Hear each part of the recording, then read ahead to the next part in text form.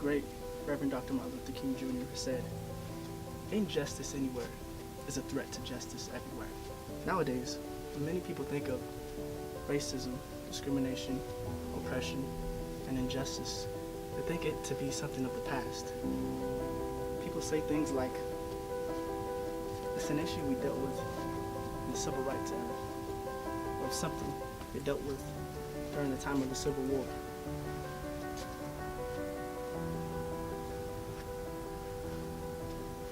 But I'm here to tell you that discrimination and oppression and inequality and injustice is something we deal with even today. It happens in the form of racism, sexism, ageism, and ableism. It's continuously perpetuated through stereotypes, discriminatory jokes, and microaggressions. These things affect people even till today, and even in recent Idaho State University history. Did you know that in 2006, students from the Middle East began coming to Idaho State University to pursue higher education? They generated a lot of revenue for the school and contributed a lot to the diversity here on campus. By 2014, there was approximately 1,200 Middle Eastern students coming to ISU. However, by October of 2017, there were only 300. So, what happened to cause 75% of the population to leave? The answer is found in the racial attitudes of the community. Having seen what the history of Idaho State University and some of the national statistics were, my colleagues and myself were curious to know who has been affected by injustice and inequality. The interviews we conducted focused on questions concerning racism, discrimination, and oppression. Here are some of the personal experiences that students and staff members had to share. What your experience has been like with racism and discrimination here on campus. So I had occurred like one time, and it was on our way back from Christmas break. We were leaving, and we had unfortunately gotten in a car accident, and multiple people had passed by us, even a cop passed by us, but no one asked for help, us like if we needed any help. And finally, a couple cop cars rolled up, and me and my friend were thinking, oh, okay, we're finally getting help. But what actually happened was when we opened the door, they cocked their guns and yelled for us to put their hands out the window. So we were accused of robbing a bank because we fit the description of being colored, and we had to stay in the jail for a day without any evidence or proof. Like, they searched the car and all that, but nothing pinned us to that, but they just kept us in the jail. Well, at once in my work, it's just that I work in the childcare. I used to work in the childcare, and one day I was just like, I was supposed to take a 2-hour shift in the class, and a baby had this puked before I came, and I just thought that instead of them cleaning the mess, they left it for me. So I think that was kind of, her. And the lady who is the teacher there, she's like a white woman, and she did not at all talk to me, like no conversation. And we're supposed to be like working together, and she did not talk to me at all, like not even a single word. It's like the unseen kind of racism, it's like not exactly be seen, not like the thing Trump does, like he says everything, like everything in front of everyone. It's like the silent racism, like to say. I've noticed some, especially like with people of different color and stuff. For sure, a lot of people are like, oh, well, they're just smarter because they don't live here and everything, or they don't understand as well and everything, which is kind of rude. Yeah. I've always noticed. I try not to participate in it, and when I see it, I try to stop it. It's like, hey, people are people, and everything. I work here, I have a title, people know who I am. I think that mitigates the experience or the way that it manifests itself, if there is any. But when I was an undergrad, I was an athlete. So the story is, right, as an athlete, and I recognized as a young kid that when I got here, I was already kind of prepackaged for people. So it was like, okay, so you're a black guy, you're an athlete, you must be studying PE, you must not be that interested in your academics. And so I in terms of discrimination, I that was kind of the first, at least, experience that I had that I wasn't going to be understood or perceived the way that I understood and perceived myself. Now, having said that, I did go to a dance, and I did have a woman come up to me dressed up as Aunt Jemima, who thought that was really funny, and I was incredibly offended. But those experiences, for the most part, have been few and far between. On campus, I actually haven't, and I think this is from a perspective of a white male, so I mean, I think that there's definitely privilege that I'm going to acknowledge there, that we don't necessarily get to see it. We try to find it where we can. I'm a forward-thinking individual, and where I see racism or racial discrimination, I certainly step in. But my experience on campus has been a very accepting environment. It's been a very open environment. I haven't seen a whole lot of racial bias, at least outwardly portrayed by people specifically in my peer group. And obviously myself, I try to avoid emitting those vibes and moving the world forward, you know, trying to keep things moving forward, obviously. In the state of Idaho, I used to live way up north, and there was people who held some racially incorrect views. And like comments I've heard made towards some Middle Eastern students or about Middle Eastern students, but that would be it. I kind of want to explain how racism, it's kind of innate as a person of color. So I think it's funny to say that I've experienced racism, because it's kind of like saying as a human I've experienced breathing. You know, it's something that is going to happen whether we like it or not. And it's not always because of the population that we're surrounded by. Sometimes it's because of the institutions that we're built upon and why these institutions were built, and those who built the institutions, what their agenda was. That's always the important thing to look into. And so because of those, outside aspects, those have created more corrupt systems for people like us, minorities, women. And I guess now it's kind of universal, though. So that's why it's just kind of funny to say I've experienced it when it's pretty obvious. It's based on reactionary things. Like the way people react to me is racist in some small, minute way. And as I said, that's not always their fault. These are things that are learned. These are things that are socialized in us, And so, I mean, I've had racist thoughts against other ethnicities because of my culture, unfortunately. So it's something we all got to work on, I guess. Also, we were just wondering what your thoughts were on sexism. Well, I have that kind of experience with me, but not here exactly. And I'm from a country called Nepal, and we do have those things stuff there. So yeah. Definitely see it a lot. Women are very undermined, and yeah, it's definitely a situation and an issue that we are around today. So I think sexism is it's very important too. And I kind of want to throw this out there. This is a quote that I heard on NPR that really put sexism in our history into a very obvious box, I would say. And that's that if men and women had an equal chance at the U.S. presidency, the odds of all presidents having been men, all 45, is 1 in 36 trillion. And so it really shows the divide and how big the divide is and how much we're so used to it, which is the scary part. So that's kind of my current view on sexism, that it's getting worse. Oh, sexism on campus. That's a hard question as well. I think just because of the kind of person I am, I have a very kind of abstract academic approach to these things. So I do know that you can see certainly that there are certain experiences that women have that men don't have on campus. I know that there are certain, areas of education or, certain employment areas that seem to be populated more by women than by men. I've seen a lot more sexism, to be honest, I feel like on campus. It's like, and I'm going to quote the big evil man himself, but Donald Trump refers to as locker room talk. There's still a lot of that. And it would be I think most of them are just made in the spirit of just being mischievous and people joking around, but there's still definitely comments that are made that aren't necessarily appropriate.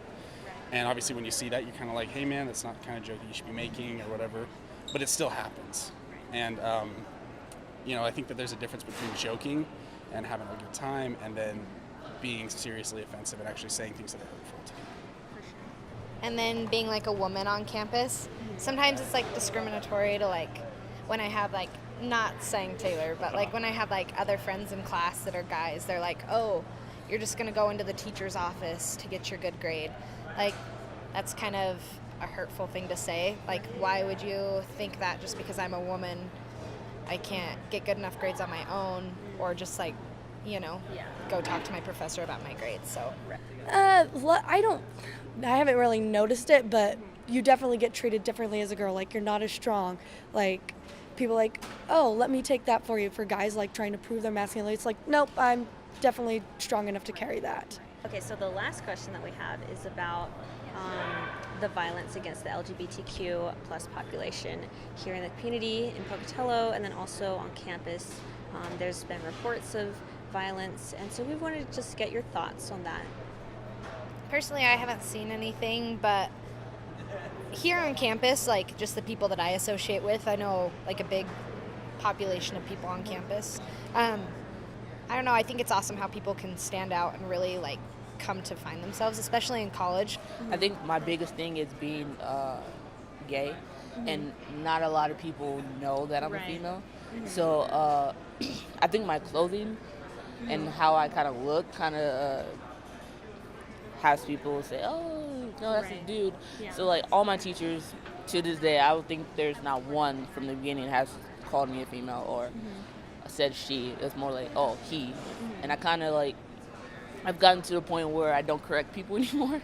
So like if they call me a guy or sir, I kind of just go with it. I'm just so tired of trying to correct people, and I'll be correcting people for the rest of my life. So personally, I identify as straight and I identify as a man. And my opinion on it is that people are allowed to practice what they want. I mean, ultimately, your sexuality and what you do with your body is your decision.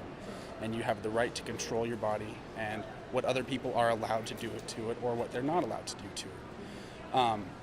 Harming a person or attacking for a person that because they identify a certain way is disgusting. And really, it lowers who you are, and it devalues you, and it makes them just a martyr for their cause. So even if you are in a disagreement with a person about the way they've chosen to live their life, that's not the way to go about it. And I would disagree even stepping out against these people. I mean, they're just trying to live their lives. They love someone, they want to be free to love that person. Why is it so important to you to attack them or hurt them because of that? I mean, I expect the same thing as a straight male. I'm not going to, if someone comes up and antagonizes me for liking women or for liking a certain type of woman, I'm going to be very upset. And so why would I attack a man who likes men or a woman who likes women? It's just, let people live their lives. Let people be happy.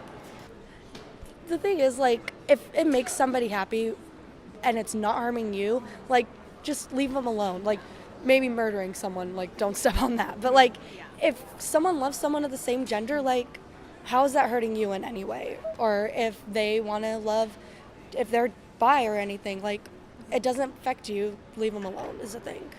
Certainly violence against any community, particularly vulnerable communities, I'm just against, right?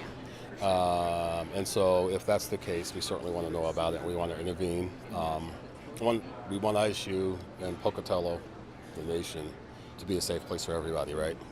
But I also get real kind of quasi-philosophical again, that, I think what's important is what we have to do is we have to reinforce the idea among all of us, right, that these issues aren't just black issues or LGBTQ issues or female issues, but that, we're all connected, like fundamentally connected. And so, if that's happening to that community, it's happening to me as well.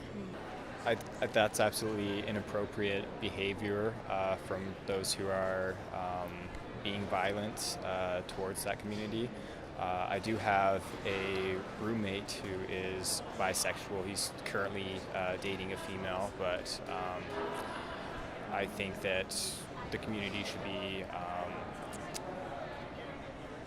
kind to those people either way, and not be violent. I would say it has to do 100% with education. I think we just need to start informing this community, which is more closed off, more neglected, and therefore there are other issues, other agendas that we're trying to tackle and grasp. But because of that, we kind of shed a shadow to those who also need help and those other underrepresented communities. And it's crazy. I feel like last year was a big mess. There was a lot of disparity against Muslims, there was disparity against transgender individuals, and it was hard. You know, which one do we tackle first? They're all such big issues. But in terms of the LGBTQ community, I think that now the one thing that we should all try to do together is teach that this is not a choice. This is something that people are born with. This is not someone trying to push a political agenda. This is someone trying to live their life. You know, they're not trying to take away rights from others. They're trying to just strengthen their own, you know, as they should. So I hope that can be pushed, that narrative could be pushed a little more, and we can just slowly start the train. So we're just also wondering, like, what do you think can be done about these things? Oh my goodness, what can be done? Certainly we need to educate. I think we need to educate early, right? So I work for the Affirmative Action Office, right? And now I'm like really, really aware of the idea of consent. And so I have spoken to my kid, because early, you know, when he was 11, like, this is what consent is. This is what you do and don't do. As international students and as a grad students, we came, my friends and I, we are doing a PhD. So we came with this idea. It's called Breaking Barriers. So this project is to get the community involved with ISU students, whether they are domestic or international students, to break the barriers and build the bridge. And all about, like, make a community activity that makes people get together, understand each other.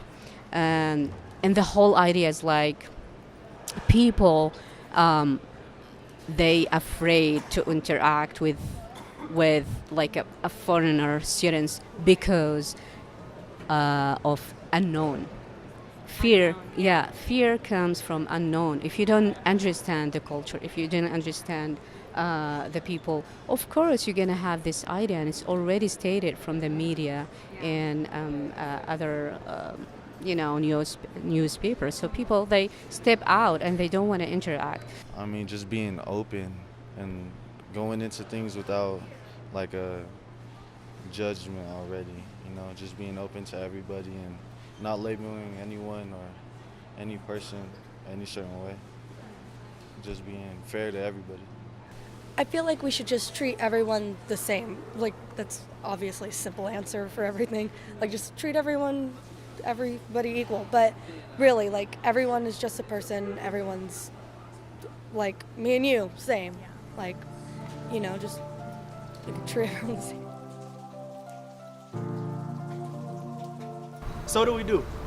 We must first recognize there is a problem within our society concerning oppression, discrimination, and injustice.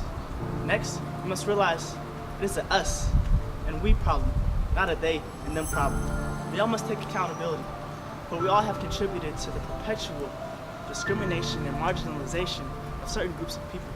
We must examine ourselves and learn how we can change the oppressive and discriminatory ideologies that we have been socialized to believe.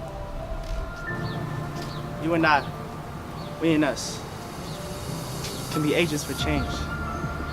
We can change the world, so this could be a better place for the generations to come.